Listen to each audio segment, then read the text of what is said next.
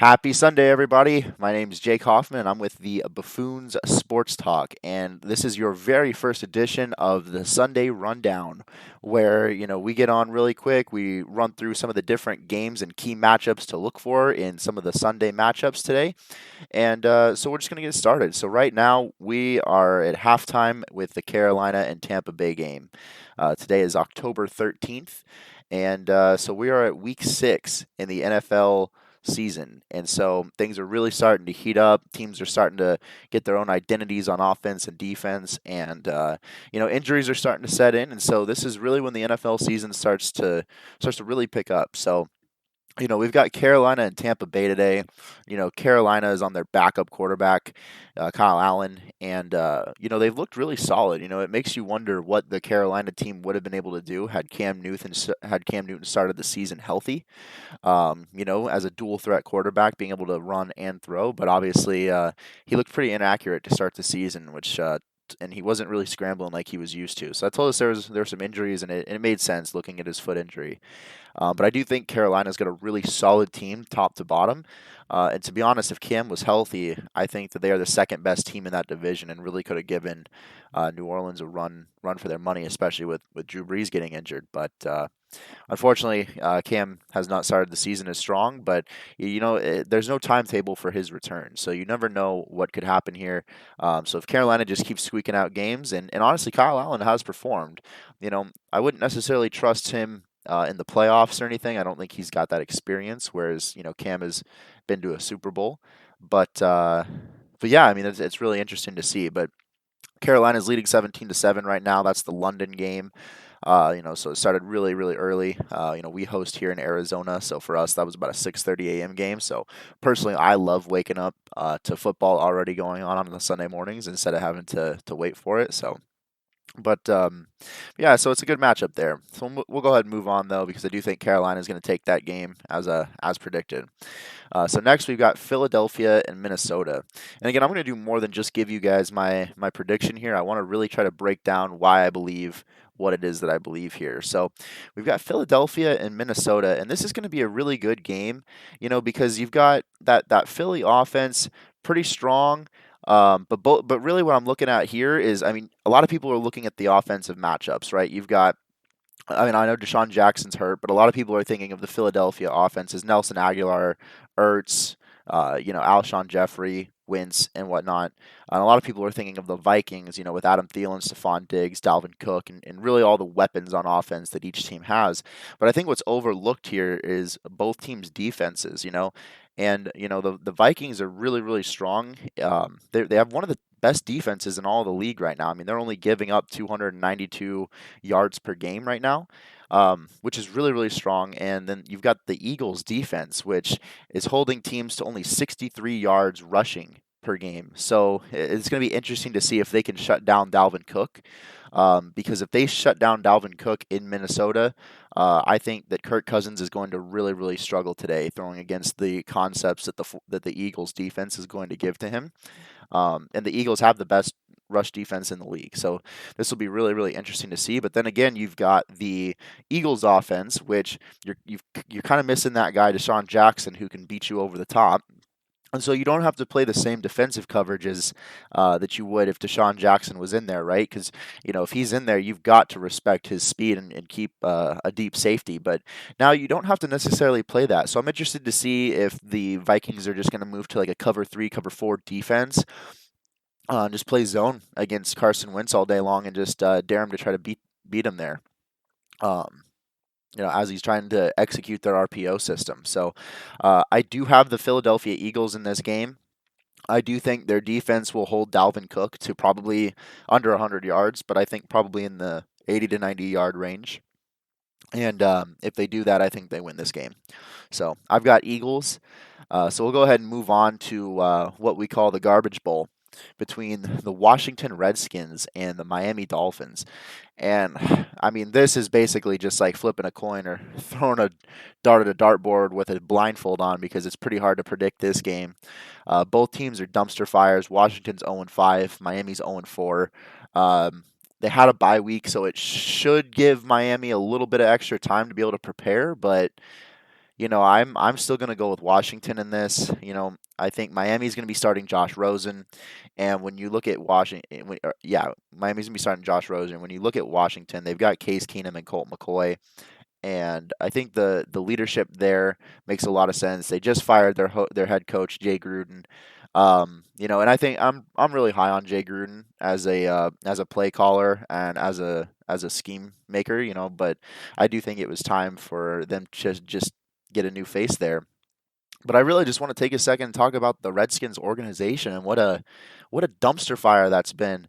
Again, I know that especially in this last game, we were talking about how Kirk Cousins might struggle if Dalvin Cook doesn't doesn't play very well. But I still think that the Redskins should have signed Kirk Cousins. I think when you look at the contracts that quarterbacks are going to start to really get over the next couple of years, the salary caps are absolutely huge, and the guaranteed contracts, everything like that. 70 million that Kirk made. I know it seemed ridiculous at the time, um, but I really think it would have been in the best interest for the Redskins to pay him. They and then not only that, you look back at the coaches that the Redskins have had. I mean, they at one single time the Redskins had Matt LaFleur, Sean McVay, and Kyle Shanahan on their staff all at the same time.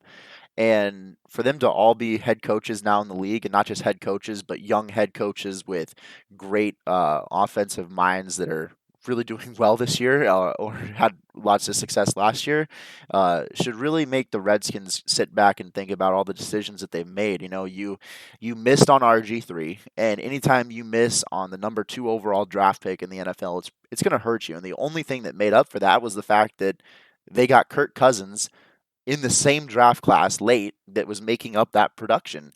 And so it just doesn't make sense to me. But I've got Washington squeaking this one out barely. But they need to just reevaluate their entire organization over the last 10 years. So next we've got Houston and Kansas City. So we've got the Deshaun Watson Patrick Mahomes matchup. Both quarterbacks were taken in the 2017 draft class. Patrick Mahomes was taken 10th overall. Deshaun Watson taken 12th overall.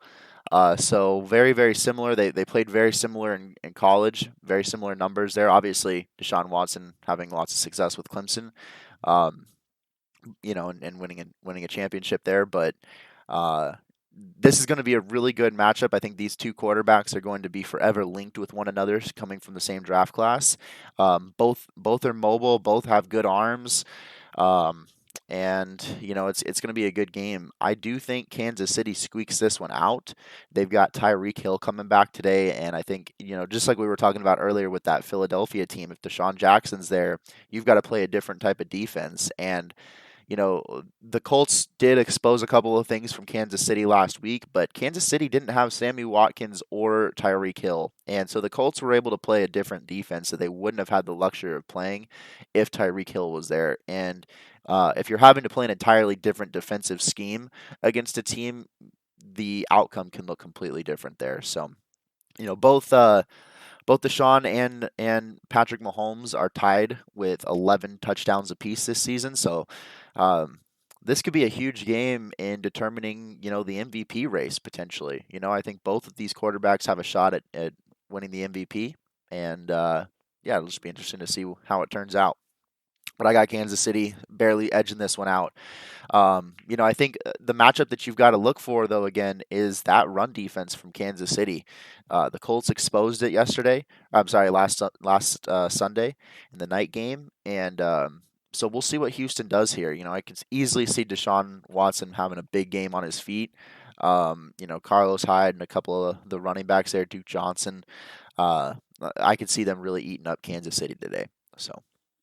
And we'll have to see. Kansas City's O-line is banged up, so that gives J.J. Watt and company a really, really interesting matchup there. And it's probably what I should take back my prediction just slightly. I still have Kansas City winning this, but it's really probably going to come down to the mobility of Patrick Mahomes, because last week he certainly looked like a human being, which we hadn't seen in his previous games. This is the first time that he was held under 25 points on offense. since coming into the league. And so, you know, uh, we'll just have to see what he can do. But if he's out there scrambling around on his ankle, uh, I think Houston loses this game. So next, we're going to move on to New Orleans and Jacksonville. So, real interesting matchup here. I think this game is going to come down to the quarterback play. Both New Orleans and Jacksonville have got solid teams built around them. Jacksonville has a really strong defense between their pass rush. I mean, they've got Calais Campbell, they've got Myles Garrett, and their secondary is strong too with Jalen Ramsey and AJ Boye. I mean, they've got a lot of weapons on that defense, and so I could easily see them really giving Teddy Bridgewater some fits today. I do think that the surrounding cast around Teddy will help him out with Cooks and Kamara. But I think it's going to come down to the quarterback play. Minshew's a rookie quarterback. He's really impressed so far. But obviously that Saints defense with Lattimore, and they've got some really strong players there. So we'll just have to see. But I really I don't know. This is going to be an interesting one. I'm going to go with New Orleans on this one. But if Teddy turns the ball over more than once, I think this game goes to Jacksonville. So.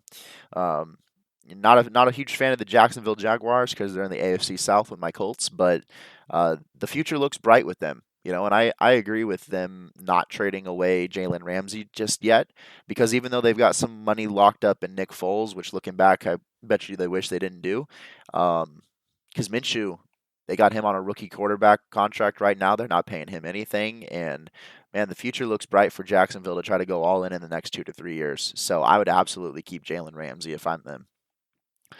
So next up, we've got the Seattle Seahawks against the Cleveland Browns, and this. I think this is a no-brainer. I mean, I think Cleveland could take a game from any team on any given Sunday. They've got the offensive weapons. They've got the defensive weapons.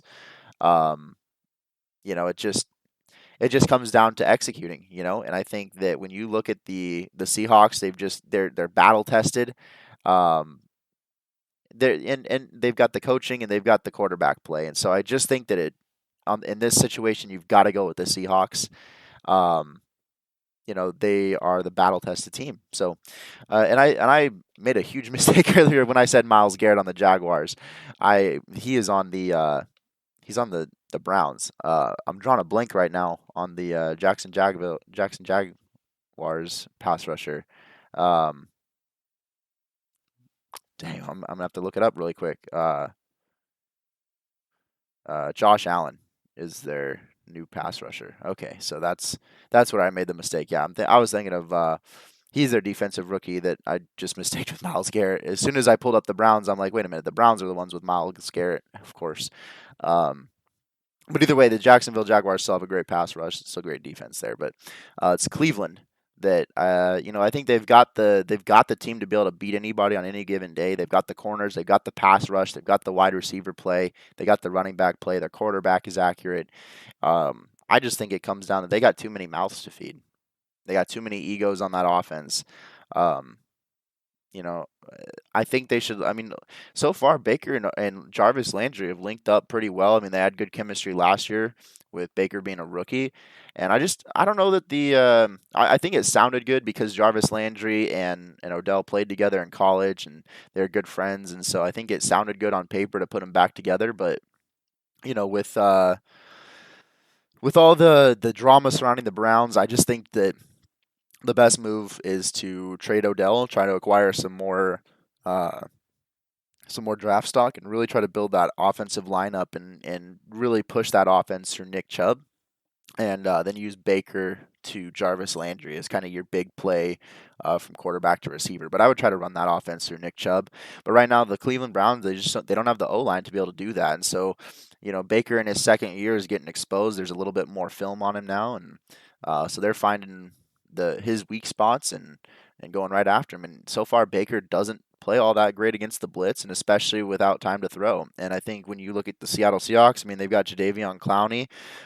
They're going to probably play a cover 3 base defense all day today, and so it's going to be a little bit harder to throw over the top. It's going to be a little bit harder to, so he's going to have to really throw underneath throw underneath, and that front five for the Browns is going to have the task of stopping the front four for the Seahawks. And with Jadeveon Clowney, that can be easier said than done. Even though Jadeveon hasn't quite lived up to his expectations, and even this year for the Seahawks, he's not necessarily had the dominant performance that I think everyone was looking for him to have. But still, I still am pretty high on the Seahawks on this game.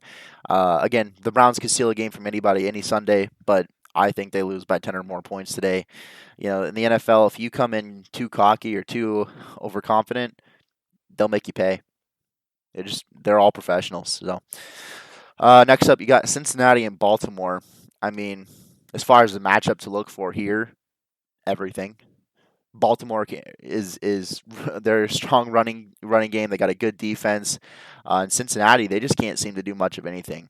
They seem to struggle really moving the ball. They finally looked halfway decent against the Arizona Cardinals last week when it came to their run game and Joe Mixon. But the Cardinals have a weak run defense anyways, so I think that if Cincy has any chance of winning this game, they're really going to have to pound the ball and keep the ball away from that Baltimore offense and really tire out the defense. But I just don't see it happening. I got Baltimore winning this game, and I don't even think the game will be close. So that kind of covers it for our morning games, the 1 p.m. Eastern games. So now I'm going to move on to the 4 o'clock Eastern games and kind of cover the San Francisco 49ers versus the Los Angeles Rams. And this is a game that I'm really, really excited for because there's a lot on the line here, not only in that division, not only is it going to be a great game, but we've got some personal thoughts at stake here, just with the 49ers being Phil Melangi, one of our other buffoons, his favorite team, and the LA Rams are Troy Alexander, one of the other buffoons as well's favorite team. So both teams are battling it out. San Francisco has yet to lose. LA has looked good. They've had a tough schedule to start the year. But I'm going to go with the San Francisco 49ers on this. The Rams, they're a little banged up today. They don't have Todd Gurley playing. Aqib Talib's a little banged up. I don't know that Aqib Talib hurts them all that much because to me it's coming down to that San Francisco running game. I mean, San Francisco's rushed the ball for 800 yards in 4 games. I mean, think about that. I mean, we think the Ravens have like the strongest run game because they're averaging a lot of yards with with their backs and Lamar Jackson scrambling and stuff like that. But the 49ers are averaging more yards per game than even the Baltimore Ravens with 200 a game. And that if you look at the LA Rams, that is exactly where they suck. They struggle at stopping the run. Their defense, against the pass is not that bad because they've got, Marcus Peters and Aqib Talib. And even though Marcus Peters gambles a lot, he's still a pretty solid corner, that can lock people down. But, the Rams are kind of just right halfway in there when it comes to like the yards per game given up. They're right in the middle of the pack. But it's not even so much that, they're giving up around 4 yards per carry. And if you give that up today against the 49ers, they're going to eat you alive because Breida is one of the fastest running backs. It's almost unfair if you're playing with him in Madden, but he's one of the most unfair. He's one of the fastest running backs in the league right now. And I just think they're really going to struggle stopping the run if they give up that to Breida. So even though the strength of the defense for the Rams is in Aaron Donald and their pass rush, I don't think it's going to matter today against the 49ers. Now, it will be, again, an interesting matchup because the 49ers, they don't have their fullback, who they really, really have valued, especially through the first 4 games. They're one of the few teams that still use a fullback. And they've also got a couple of offensive linemen hurt. So I think the matchup will be super interesting, but I don't even think that this game comes all down to the quarterback play all that much. I think this comes down to the running game. And I think that LA is going to have to establish the run to beat the 49ers as well because that 49ers defense, they're going to get after Jared Goff. The Rams offensive line that's where they're suspect this year is on the line of scrimmage. And I know that fans, football can kind of look fancy over times when you start looking at all these finesse offenses over the last 10 years and what quarterbacks like Drew Brees and Peyton Manning and Tom Brady have put together. But this game still comes down to blocking and tackling and winning on the line of scrimmage. And I think the San Francisco 49ers are the more physical team. I think that the Rams are the more finesse team. I'm going to go with physicality over finesse in this one. Um, the Rams, they're gonna, if especially if the Rams play 11 personnel, which just for I mean that's one running back, one tight end. If they play the 11 personnel with three wide receivers out there all day today, they will get eaten alive. They're gonna have to go to a 12 personnel set with one running back and two tight ends and really use Everett and they're gonna have to confuse. They're going to have to confuse San Francisco, meaning they're going to have to throw out of a two tight end look quite a bit, but also be able to run the ball with that two tight end look so that they're not able to just tee off on Jared Goff. So I'm interested to watch that matchup. And then next we've got the Atlanta Falcons versus the Arizona Cardinals. And again, this is another matchup that I'm excited for. I'm a big Cardinals fan. I don't think this year, obviously, we're looking at any type of playoff run. But I think when you look at the Cardinals overall, they're a young team. They got Kyler Murray, but they're a little banged up on defense right now. They got Chandler Jones, but outside of that, they're missing Pat P on suspension. Some of their other corners are hurt, and so you're looking at today. Probably more than likely, at least three rookies playing, over 60 to 70% of the snaps in the secondary. Three rookie corners, and to be honest, they might even be starting three rookie corners, so they could be playing 80 to 90% of the snaps, and that's a really tough ask when you're trying to cover three really really good wide receivers in Julio Jones, Calvin Ridley, and Mohamed Sanu. And then obviously they still got to get tight end with Austin Hooper, and tight ends have really eaten the Cardinals up. So I do think Matt Ryan and the Falcons are going to really pick apart that Cardinals defense. And then you look at the Cardinals run defense, and they're all right, but I think against Devontae Freeman, they're going to struggle again today because their main concern is going to be shutting down the weapons for the skill weapons on the Falcons. And so I just think that when you try to task them with trying to stop both of those, they're going to have to give one up. They're probably going to give up more yards to the running game. So yeah, I just think that that'll be an interesting matchup there. But then you look at that Atlanta defense, and that Atlanta defense really hasn't been able to do much to anybody all year long. And so I could see Kyler Murray, kind of having a good time with them. So I am going to go with the Cardinals on this one. I think my bias is getting in the way, though, to be completely honest with you. Something just tells me they're not going to be able to stop that offense for Atlanta. But I'm going to go with the Cardinals some way, somehow. I think that maybe they get lucky with a couple of turnovers. I think when you actually look at the box score, Atlanta will probably move the ball more than Arizona by yards and everything else. But I'm just hoping that Arizona can force a couple of turnovers and play some smart football there. So we'll move on to the Dallas Cowboys and the New York Jets. So Jets are winless. Another one of those winless teams which by the way, just going to briefly mention real quick how pathetic it is that New England's gotten to play three teams that have yet to even win a game. That's 3 of their 6 wins, but whatever. So we got Dallas at 3-2 versus the New York Jets. I think Dallas wins this. I think Dallas has them beat all around. I think they're just a much better team on offense and defense. I think that the defense for the Cowboys has looked suspect a couple of times this year, even though they've got some big names. And I think Dak Prescott's got to play better. And this is a game for Dak to come out. You almost wonder if he's letting some of the noise get to him. He's been under the radar. As far as how much should he get paid, et cetera, et cetera. But I think the noise might be getting to him. He had some questionable throws over the last couple of weeks, especially. So we're trying to force it in, almost doing almost unlike Dak. He was kind of the thing that Dak always did so well, especially coming in and replacing Tony Romo. Is he didn't try to do too much. He just took what the defense gave him and really led with that. So. He might be trying to do a little bit too much right now. So then we'll move on to Tennessee and Denver.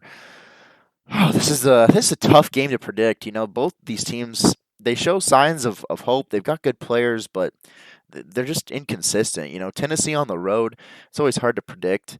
Um, I think that Tennessee's got the team to be able to win on the road. They've got a pretty solid defense. They've got a good running game, good O line. Um, it just comes down to how Marcus Mariota plays. Fortunately, the quarterback matchups between Mariota and Flacco isn't all that strong. And I do think I go with Tennessee on this one. But I think this will be a good running game. This is going to come down to, I truly believe whatever running back gets more yards, Derrick Henry or Philip Lindsay, and not even necessarily more yards, I should say, but whichever one can really establish the tone of the game and control the game better, I think they win. So I'm going to go with Tennessee, barely edging them out. Mariota's found a few new weapons that he likes to throw to recently. So, Corey Davis has kind of stepped into a little bit more of a role. So we'll see how that goes. And then we'll move on to the Sunday night game, the Chargers versus the Pittsburgh Steelers. I'm sure this game, I think they had all the best intentions before the season started with putting this game together, thinking that you would get, a Big Ben versus Philip Rivers matchup. Both quarterbacks from the same draft class. I'm bummed that we're not seeing that matchup personally because this is going to be probably a pretty boring game. I want to say that the Chargers take this one, and that's my gut leans that way.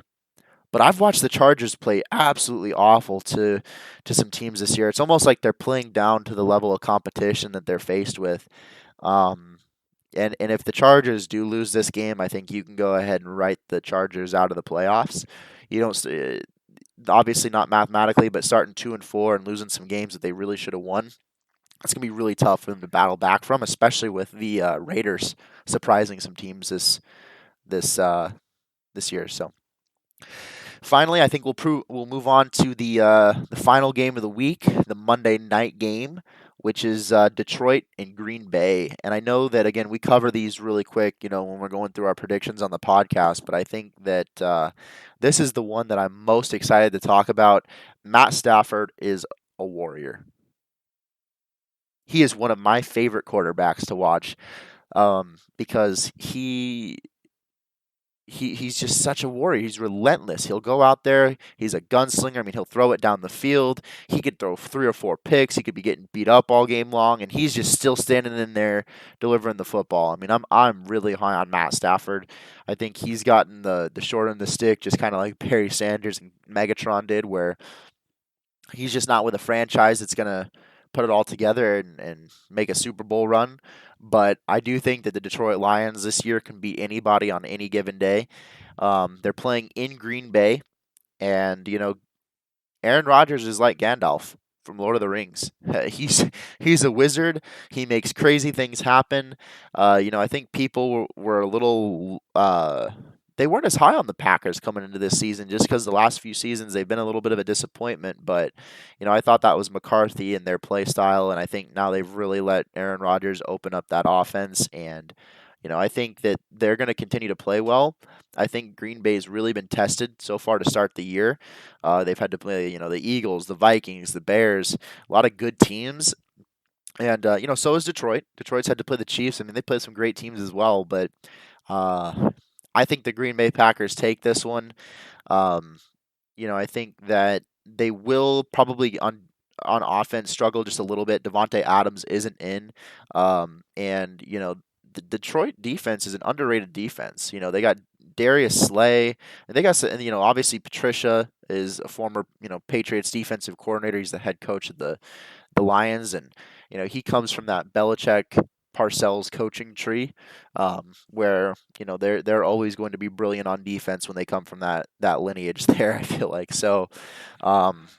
I do think that will be an interesting matchup. I think it's going to come down to the cornerback play in the secondary for Detroit, and whether or not the front four can get after Aaron Rodgers. Because if you're going to have to blitz Aaron to get to him, I don't think you win that game. So I've got Green Bay in this one. I've got them winning by probably about 7 points or so. Um, and But I do think that Matt Stafford's a warrior, and I think that you will continue to see him battle to the end of the game. So, um, so those are the matchups for today and tomorrow's games, and I hope that hope you guys are interested in all these matchups like I am, not just in the outcomes, but really looking in depth to, what teams are going to be playing each other. Because look, again, it comes down to blocking and tackling, but a lot of football is matchups because one team might be that was really how the Colts got away beating the Chiefs. The Colts are not a better team than the Chiefs. If you put the Chiefs up against the 31 other teams in the NFL, they will beat more of them than the Colts. But the Colts O line matched up well against the defensive line for the Chiefs, and they were able to put together a game plan and a style of play that beat them. Um, so yeah, this is the part where I like to geek out and nerd out when it comes to football. So I just love being able to present it and talk about it. And I hope you all enjoy watching these matchups today. Have a great Sunday, and we will see you here next Sunday for the second edition of the Sunday Rundown with the Buffoons Sportscast. Bye, everyone.